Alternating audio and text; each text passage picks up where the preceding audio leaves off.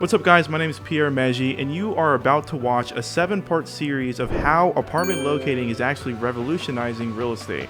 Alright, so if you're a realtor or you have any interest at all in joining the real estate industry, then you definitely want to stay tuned throughout this whole entire 7-part series, because I feel like even right now in 2022, apartment locating is just so overlooked and misunderstood. So in this video, we're going to talk about why apartment locating is the best kept secret in all of real estate.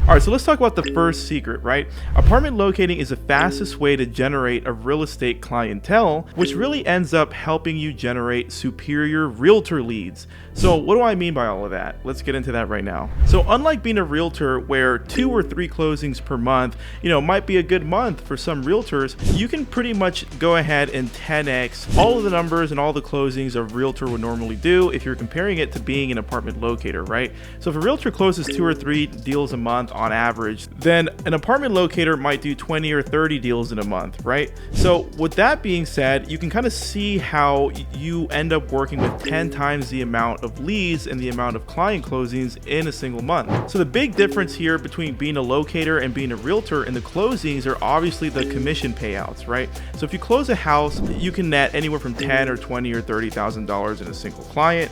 And yes, apartment locating closings and referring a tenant to an apartment complex pays out less, like $1,000 or $2,000 or $3,000. So it's 10x less of a payout, but the difference here is the client turnaround is just so much faster, right? So this is such a higher paced business compared to being a traditional realtor if you're working as an apartment locator. So even though the payouts aren't as large as a realtor house closing, you can just close so much more clients compared to being a realtor. Therefore, the income potential is the same as being a realtor, or in fact even higher. And I actually have another video right over there where we straight up ask Google which job title earns the most, a locator or realtor. So definitely check out that video over there and I will prove to you how locators actually earn more than realtors. So don't miss that video right over there. All right, so we know that the income potential is the same if you're a locator or a realtor, right? But the difference here is that there are more closings that are actually happening and taking place every single month as an apartment locator. So what ends up happening is, ask yourself, right? Every single person that you know, friends, family, coworkers, right? Before they actually bought a house, right? All the homeowners they probably rented an apartment, right? That's sort of the natural transition of becoming a homeowner, right? You probably move out of your parents' house, then you rent and save up a lot of money for a big down payment, and you're building up job history because usually you need 2 years in the same industry before you can qualify for a mortgage, and then you need to build up your credit, right? So naturally you go and rent first, and then later you go and buy a house, right? So if we understand that that's the natural progression in how Americans buy houses, then what's interesting is that if you're an apartment locator and you're working with people at stage 1, in the first stage of their home ownership, transition, then it's a really great way to build a relationship with people early on. And so that way in the near future, after their lease ends, who do you think they're going to think of as a real estate professional that might be able to help them find their first home? Right? Probably the licensed real estate agent that helped them find an apartment. So in a way, apartment locators do get a competitive advantage over other realtors that are cold calling them that haven't even really established a relationship with them. So as an apartment locator, you can help people find apartments, earn commission during that process, but you're also starting a natural, strong relationship with someone years before they buy their first house. And so what I teach my students is that if you organize all of these contacts in a sophisticated piece of software called a CRM, you can actually mass communicate with all of your leads at once, nurture the relationship further, and then basically guarantee that a percentage of your many clients, since we lease like 20 or 30 in a month as a locator, you can basically guarantee that a small percentage of them will definitely buy a house with you as their realtor or their licensed professional that's going to represent them on purchasing their first house. So that is what gets super overlooked, and it's a big secret, I feel like, because even right now in 2022, if you just go to Google Trends and literally type in apartment locator, you will find out and prove to yourself that there are only a couple thousand apartment locators in the United States that are actually full-time taking advantage of this business model. So that clearly shows us that out of the 1.3 million licensed real estate agents that are working as realtors,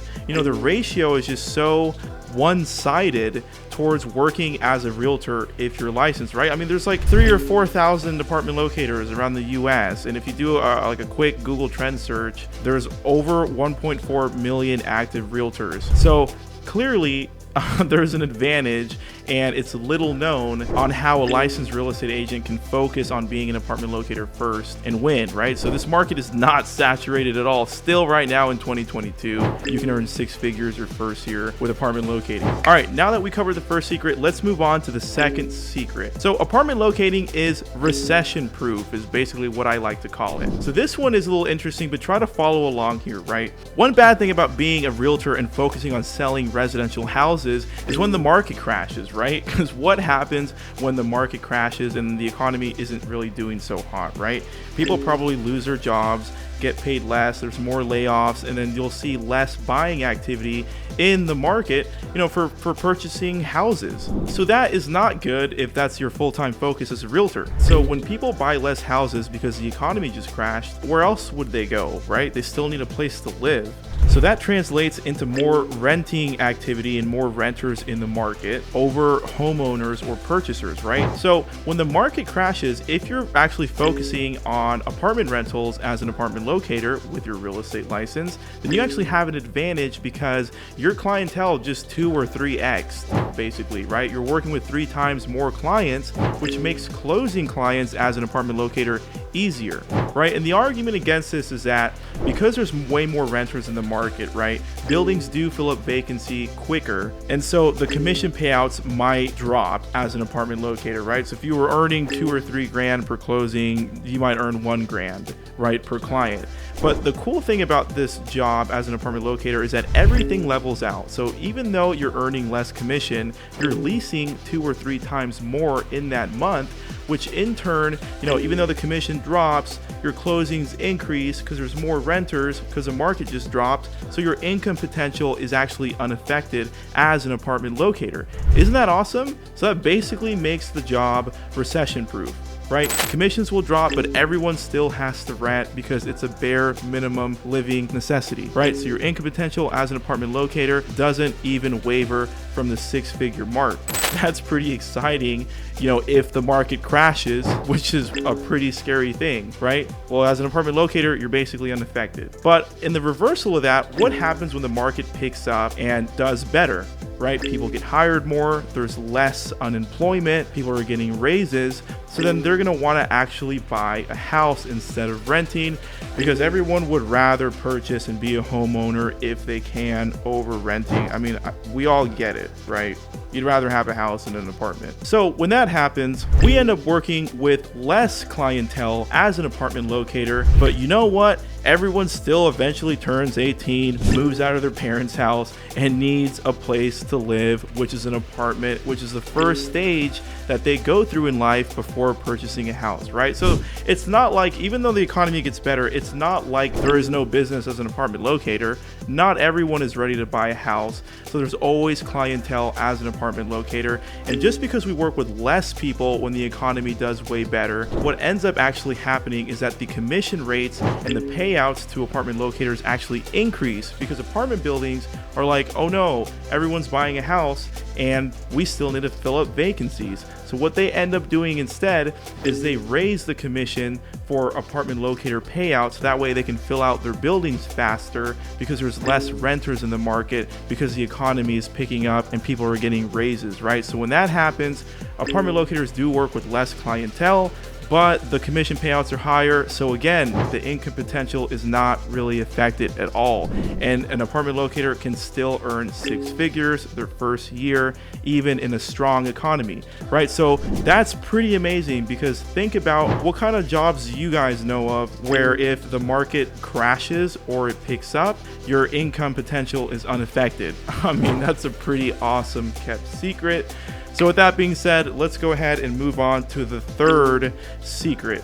Invoicing your own lease, right? So this is pretty hilarious how little known it is, even with people that are licensed, like they have their real estate license and they still don't know the secret. It's crazy when my students ask me, And I'm like, how do you guys not know? All right, anyway, so the third secret is this, right? If you're a licensed real estate agent or an apartment locator, you can actually rent your own apartment if you need to rent an apartment and invoice your own lease. That means you can basically be your own client, right? When you move in, if you put your broker name or company on the application, you can invoice yourself as if you were representing yourself as your own client. And this is really cool because if you select to lease at apartment buildings and identify the ones that are paying super high commission, you can basically free up another month or 2 months for free based on what that building is paying out. And the even more awesome part is that if there is any kind of move-in special at the apartment that you pick to rent, you still get the special, because they can't just not give you the special because you're licensed, because that would be against fair housing. So if the building's doing like 1 month free, you would get the 1 month free special, invoice your own lease, and get another month free just for being licensed, right? And all of this is totally acceptable, and many buildings don't even have a problem with it at all. So that is pretty awesome. And normally a month or two for free is, you know, anywhere from like $1,500 or $3,000 that you just free up out of thin air because you're licensed, right? Which actually covers the whole cost of your real estate license in the first place, right? That's why I tell people it's never really a waste of time to ever get your real estate license, because even if you're just renting, you know, you free up commission out of thin air and that pays for your license back. Or if you're buying your own home, then you can put your own name on your house contract and then free up like $10,000, right? So it's never a waste of time to get your real estate license at all, even if you don't even do any realtor work. Isn't that interesting? So these are the top 3 best kept secrets about being an apartment locator. So I hope this really starts off this 7-part series right. Hey, thanks so much for checking out this video on how apartment locating is revolutionizing real estate. And if you have any other questions, then drop me a comment below this video and I will personally answer. And also consider checking out our apartment locator Facebook group, because we go live twice a month and answer more questions. It's very valuable as well because we exchange referrals and we provide free leads for all of the members in our private Facebook community. So if you want to give this business a shot and maybe work some free leads, then consider joining the Apartment Locator Facebook group. Thanks so much for checking this out, and I will see you on the next one.